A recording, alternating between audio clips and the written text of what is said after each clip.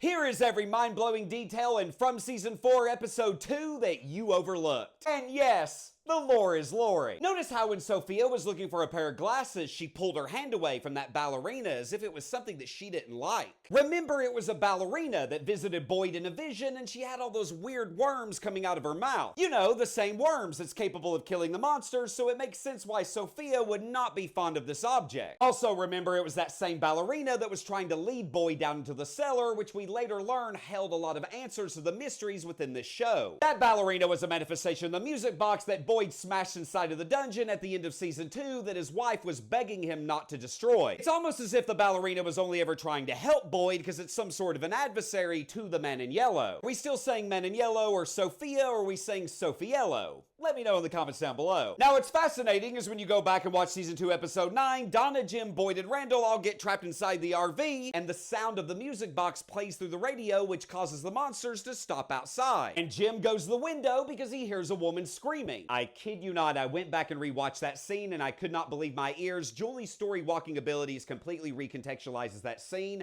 What we originally thought was one of the monsters screaming outside is actually Julie. And we see that she got grabbed because of her long hair, which perfectly explains in Season 3's finale why we saw a futuristic Julie with noticeably short hair, because she is not going to let that happen again. And even though she's going to try and keep changing the story, it's just as her brother said, you can visit chapters, but you cannot change them. Because the Man in Yellow has written the story that all these characters are living inside of. How else did he so accurately predict that Tabitha would direct the kids to the barn, and that's where he would have Jim's body awaiting for them to find it? And he would be hanging upside down, just like how he was in Tabitha's vision inside of the lighthouse, going all the way back to Season 1. All of you haters accusing the writers of making this series up as they go along are eerily quiet right now. But these are just some of the cool things that I noticed. Please let me know in the comments down below any cool details that you spotted that maybe I didn't mention. As always, I'm very curious to hear your thoughts.